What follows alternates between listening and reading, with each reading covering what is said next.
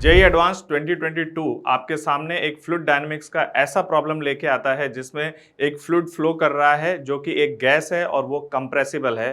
समझने वाली बात यह है कि हम लोगों ने जो जनरल फ्लूइड डायनेमिक्स पढ़ा हुआ है उसमें इक्वेशन ऑफ कंटिन्यूटी और बर्नौलीज थ्योरम जो हम अप्लाई करते हैं वो इनकंप्रेसिबल फ्लूइड के लिए अप्लाई करते हैं। और आप देखिए एग्जाम में क्या आया, कंप्रेसिबल फ्लूइड।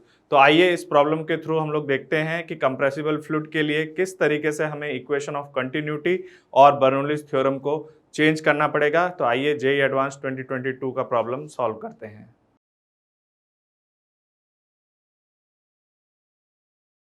तो सबसे पहला पॉइंट बच्चों, एक बात ध्यान रखना, मैं कुछ पॉइंट्स हाईलाइट कर देता हूं, ठीक है। ये थ्योरी के पॉइंट्स हैं। जैसे कि आपने इक्वेशन ऑफ कंटिन्यूटी पढ़ा होगा, तो इक्वेशन ऑफ कंटिन्यूटी क्या कहता है, वॉल्यूम इनफ्लो रेट बराबर वॉल्यूम आउटफ्लो रेट। लेकिन ध्यान रखिएगा अगर कभी डेंसिटी वेरी करती है, ठीक है, यानी कि अगर आपका फ्लूइड कंप्रेसिबल हो तो जितना मास एंटर करेगा उतना मास एग्जिट करेगा। तो ये बात सभी बच्चे ध्यान रखेंगे कि डीएम बाई डी टी, इसी को कहते हैं JEE advance, entry equals to dm by d t at exit. तो ये होता है बच्चों एंट्री और एग्जिट के अकॉर्डिंग। तो मास फ्लो रेट सेम होना चाहिए, ना कि वॉल्यूम फ्लो रेट। अब अगर डेंसिटी यहां से वहां तक वेरी ना करे तो फिर वॉल्यूम फ्लो रेट भी सेम आ जाता है। तो यहां पर आएगा, मान लीजिए यहाँ का क्रॉस सेक्शन एरिया A1 है, यहाँ की वेलोसिटी V1 है, क्रॉस सेक्शन एरिया A2 है, यहाँ की वेलोसिटी V2 है। So from here we have A1, V1 तो हो जाएगा volume flow rate multiply by rho one यहाँ की डेंसिटी है। ऊपर वाली डेंसिटी अगर रो2 हो तो दैट इज रो2 A2 V2, ठीक है। तो बच्चों this is the mass flow rate, entry equals to exit. और इस क्वेश्चन में हमें शायद मास फ्लो रेट दिया हुआ है, that is how much, that is your 0.8 kg per second. So this value is equal to dm by dt, that is 0.8 kg per second. तो ध्यान रखेंगे बच्चों, अगर कंप्रेसिबल फ्लूइड है तो फिर आपको मास फ्लो रेट सेम करना है then that of volume flow rate, ठीक है। तो यहां से बच्चों ये जो है ये वॉल्यूम फ्लो रेट है, ये वॉल्यूम फ्लो रेट है, और डेंसिटी से मल्टीप्लाई करने पर मास फ्लो रेट बन जाता है। इसकी वैल्यू आपको मालूम है, ठीक है। और क्या क्या दिया हुआ है इस क्वेश्चन में एक बार हम लोग चेक कर लेते हैं। तो an ideal gas off density enters the chimney of height H, मतलब जब ये एंटर कर रहा है तो इसकी डेंसिटी गिवन है। तो ये हमें क्या गिवन है, रो1, ठीक है।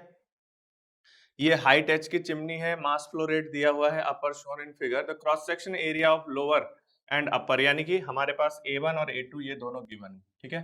A1 A2 दोनों गिवन है, ठीक है। The pressure and the temperature of the gas at the lower end is, तो प्रेशर और टेम्परेचर दोनों दिया हुआ है लोअर एंड पे, that is 600 pascals and temperature है 300 केल्विन, ओके। फिर हमसे कहा गया especially while its temperature at the upper end is, ये लो अपर एंड पे टेम्परेचर 150 केल्विन है, ठीक है। लेकिन अपर एंड का प्रेशर हमें नहीं मालूम है, मान लेते हैं कि P2 होगा, ठीक है। The chimney is heat insulated, मतलब यहाँ पर कोई हीट जो है वो बाहर से नहीं आ पा रही, ठीक है भाई, यानी हीट वाला फैक्टर चला गया। अब देखते हैं आगे की बात, so that the gas undergo adiabatic expansion, यहां से यहां तक एडियाबैटिक एक्सपेंशन होने वाला है गैस का, ठीक है।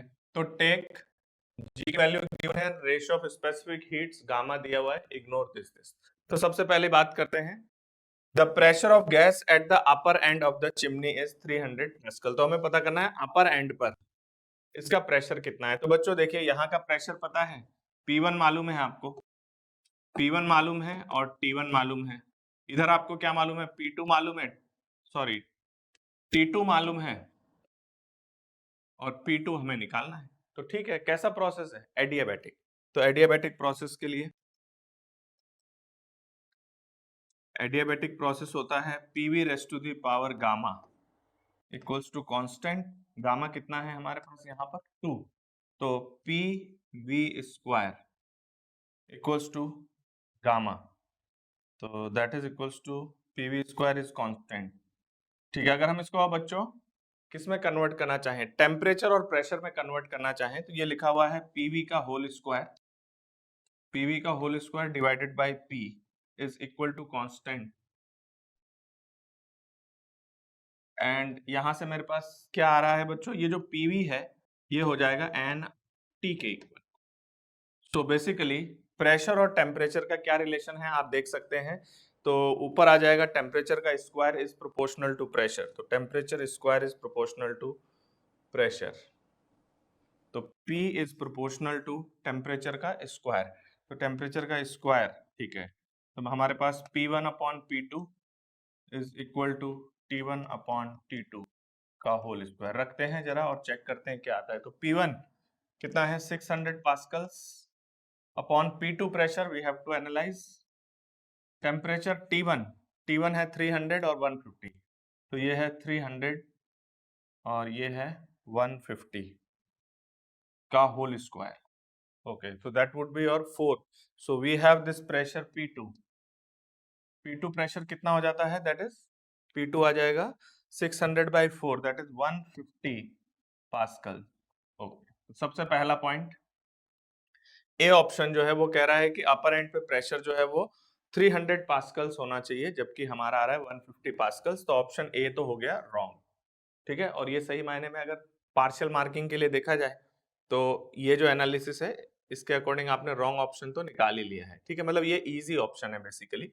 अब ये है या नहीं वो एक अलग बात है। ठीक है, नेक्स्ट क्या कह रहा था? Velocity of gas at the lower end of chimney is, ठीक है, तो at the lower end of chimney is 40 metre per second then upper end, यानी कि आपको ये तो दिया गया है लोअर एंड, यानी कि ये दिया है V1 और हमें यहां से निकालना है V2। तो ये कह रहा है कि the velocity of gas at the lower end of chimney is this and upper. अच्छा, ये दोनों वैल्यूज निकालनी है हमें, तो कैसे निकाला जाए? ये दिया हुआ है ना, तो लोअर एंड पे V1 निकालना है, तो V1 आएगा dm/dt अपॉन ρ1 A1। क्या ये दोनों चीजें हमारे पास है? यस, हमारे पास दोनों है। तो dm/dt इज योर 0.8 kg पर सेकेंड अपॉन ρ1 कितना है? 2 kg पर मीटर क्यूब, बहुत ध्यान से वैल्यू रखना, 2.2 इंटू A2 है कि A1 है? ये A1 होगा ना, A1 कितना है area? 0.1 metre square, so this is your 0.1। Okay, तो स्टूडेंट्स ये आ रहा है, बिल्कुल सही चीज आ रही है, that is 40 metres per second. तो ये तो चेक हो गया कि ये 40 मीटर पर सेकेंड है V1। अब हम लोग V2 निकालना चाहते हैं। अब V2 निकालने के लिए मेरे पास बच्चों ρ2 A2 V2 में से V2 निकालना है। A2 दिया हुआ है, dm/dt पता है, यानी डेंसिटी के बारे में आइडिया लगाना पड़ेगा। ठीक है, तो बच्चों आइडियल गैस इक्वेशन के बारे में अगर हम चेक करें तो आइडियल गैस इक्वेशन क्या बताती है? PV = nRT, और अगर हम इसका एटमॉस्फेरिक फॉर्म यूज करते हैं तो PM = ρRT। तो यहां से P1 upon P2 that is ρ1 upon ρ2 into T1 upon T2, ये रिलेशन आ जाता है। P1 अपॉन P2, P1 है 600, P2 कितना है? P2 हमने निकाला 150, P1 upon P2 that is equal to ρ1 upon ρ2। चलो पहले ρ1 की वैल्यू हम जानते हैं, T1 कितना है? T1 इज योर 300 और 150, so that is your 300 or 1.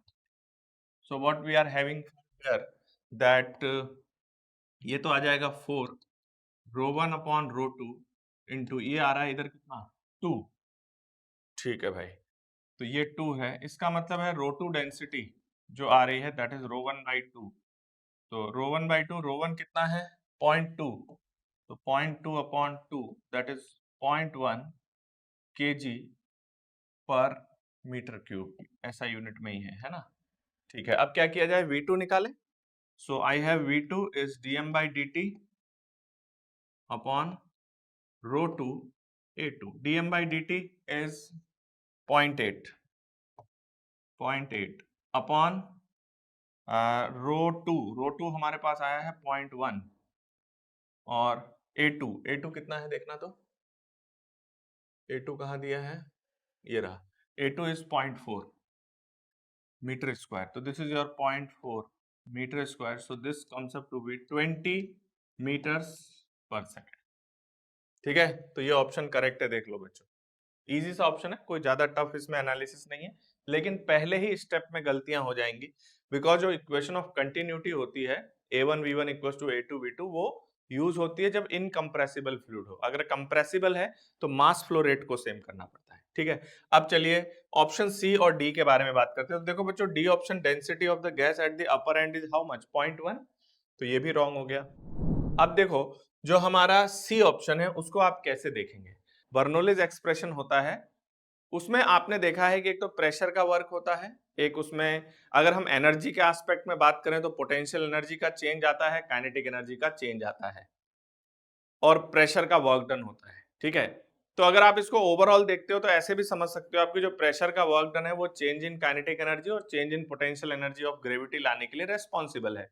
लेकिन बच्चों बिकॉज ये हमारे पास कंप्रेसिबल है, तो यहां पर क्या हो रहा है, जो प्रोसेस हो रहा है एडियाबैटिक प्रोसेस, उसकी वजह से क्या होगा कि जो गैस है वो भी कुछ वर्क कर सकती है। तो हम लोग ऐसा करते हैं कि गैस क्यों वर्क कर सकती है, क्योंकि प्रोसेस एडियाबैटिक है। तो इसका मतलब है कि हम अगर इसको एनर्जी के एस्पेक्ट में डील करें तो जो हमारा फ्लूइड कंटिन्यूम है उसको अगर हम अपर और लोअर बाउंड्री से चेक करें तो प्रेशर का वर्क डन आएगा।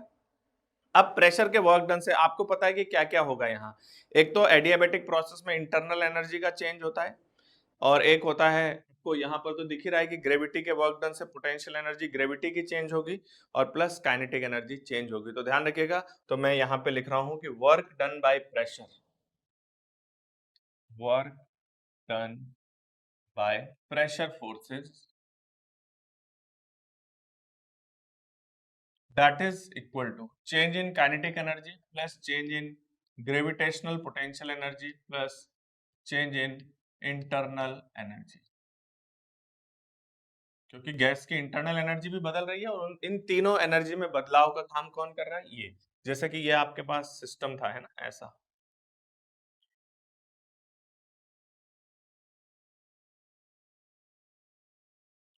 ठीक है। तो यहां से P1 A1 फोर्स है, इधर से P2 A2 फोर्स है। ध्यान रखिएगा, ग्रेविटी वाले फोर्स को हमने एनर्जी में कन्वर्ट कर दिया, इसलिए यहां नहीं दिखा रहे हैं। इंटरनल एनर्जी का चेंज जो गैस का वर्क डन रहा होगा उसके हिसाब से हम उसको इंटरनल एनर्जी में कन्वर्ट करके सोच रहे हैं, बिकॉज एडियाबैटिक प्रोसेस है तो हमने उसको भी एनर्जी में काउंट कर लिया, और ये चेंज इन काइनेटिक एनर्जी है, ठीक है। तो अब हमें क्या निकालना है, work done by pressure forces. चलिए देखते हैं किस तरफ आगे बढ़ाते हैं और देखते हैं कि क्या सिचुएशन आएगी। तो देखिए बच्चों, इधर से इसकी वेलोसिटी कितनी है v2, यहां से इसकी वेलोसिटी कितनी है v1, ठीक है ना। और work done by pressure forces क्या आएगा यहाँ पर, तो यहाँ से dt टाइम में ये dt इधर आगे बढ़ेगा और ये v2 dt इधर आगे बढ़ेगा। तो प्रेशर फोर्सेस का work done P1 A1 V1 dt, ये है इधर से प्रेशर फोर्स का वर्क डन, माइनस इसका वर्क डन कितना होगा, तो ये होगा माइनस का P2 A2 V2 dt, ठीक है। ये लीजिए, that would be equal to कितना, चेंज इन काइनेटिक एनर्जी, तो यहां पर होगा dm, half dm, change in kinetic energy that is v2 square minus v square, ये लीजिए change in kinetic energy, we know the value of v2 v1 plus gravitational potential energy, इनके height में जो भी डिफरेंस होगा तो यहां से ऊपर जाने पर, है ना, तो फाइनल पोटेंशियल एनर्जी ज्यादा है, इनिशियल पोटेंशियल एनर्जी कम है, so that is your dm gh, okay. And the next one, तो इंटरनल एनर्जी का चेंज होता है F/2 NR डेल्टा T होता है, यही ना, F/2। तो F की वैल्यू कितनी आ जाएगी, गामा की वैल्यू 2 है ना, तो gamma equals to 2, that is 1 plus 2 by F। तो यहां से डिग्री ऑफ फ्रीडम की वैल्यू आ जाती है 2, यही ना, 1 प्लस 2 बाई F, इसकी वैल्यू 2 आ जाएगी। तो F/2 NR delta T, this is the change in internal energy of this gas. ध्यान रखना, बहुत अच्छा क्वेश्चन है, इसलिए बहुत आराम से समझिए कि क्या चल रहा है, ठीक है। तो ऐसा करते हैं बच्चों, अब यहाँ पर एक स्टेप और लिखते हैं। उस स्टेप में मैं क्या करूंगा, देखिए एफ की वैल्यू कितनी आई है, 2 आई है ना, तो दैट इज 2 डिवाइडेड बाई 2। अब देखो बच्चों, एनआर डेल्टा टी को हम लोग क्या लिखते हैं, P final V final minus P initial V initial. तो पी फाइनल ये है, ठीक है, पी फाइनल है P2, वी फाइनल कितना है तो फाइनल वॉल्यूम बच्चों यहाँ पर अगर हम जाके देखेंगे जो डिस्प्लेसमेंट के अकॉर्डिंग, तो यहाँ से वॉल्यूम कम होगा और इधर वॉल्यूम बढ़ जाएगा। तो इधर वॉल्यूम कितना बढ़ रहा है, A2V2 dt। तो ये है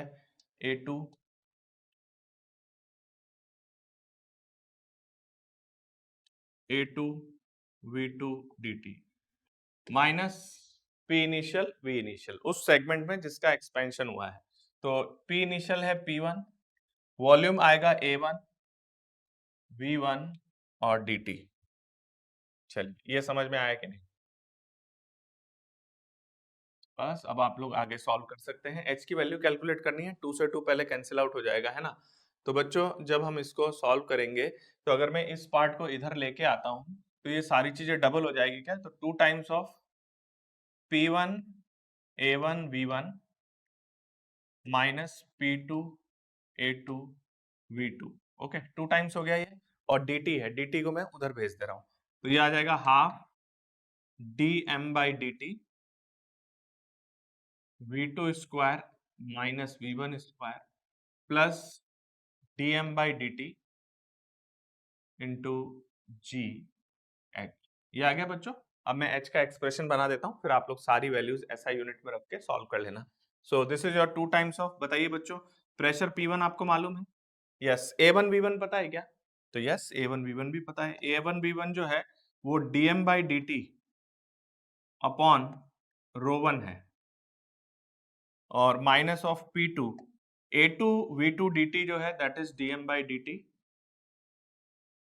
अपॉन ρ2 है ये, that is equals to half of dm/dt V2 square. अब आपको क्या लगता है एग्जाम हॉल में इतना टाइम लगाएंगे क्या? अगर समय बच जाएगा तो लगा लेंगे, लेकिन ऐसा भी नहीं है, क्योंकि अगर आपको थॉट क्लियर हो तो मैं ये कहता हूं कि एग्जाम हॉल में अगर थॉट क्लियर है तो हमें क्वेश्चन की तरफ जाना चाहिए, रिगार्डेड कि कहीं वो बहुत ज्यादा टाइम कंज्यूम तो नहीं कर रहा है। तो देखो जेई एडवांस में इतना टाइम कंजम्पशन है, अब ये मैं समझा रहा हूँ आपको, तो इसलिए मैं एक एक स्टेप पे बोल रहा हूँ। अगर यही मुझे लिखना होता तो मैं एक स्टेप के बाद आखिरी स्टेप पे भी डायरेक्ट आ सकता हूँ, है कि नहीं। तो that is your dm/dt into ji H. अब बच्चों dm/dt को उड़ा दो, आप देखिए इसमें सारा डेटा पता है आपको, ठीक है, क्या क्या मालूम है। तो ऐसा करते हैं, हमें h चाहिए ना, तो h की वैल्यू आ रही है, dm/dt तो कैंसिल आउट हो गया है ना, h की वैल्यू आ रही है 1/g टाइम्स ऑफ, इधर आ जाएगा 2 times of P1 upon ρ1 minus P2 upon ρ2, ठीक है। एंड इसको इधर ले आते हैं, minus of half of V2 square minus V1। ये लीजिए बच्चों, इसमें आप वैल्यू सब्स्टिट्यूट करिए और यहाँ से h की वैल्यू आपके पास कैलकुलेट होके आ जाएगी। h आएगा 360 metres. So this option will be also wrong, ठीक है।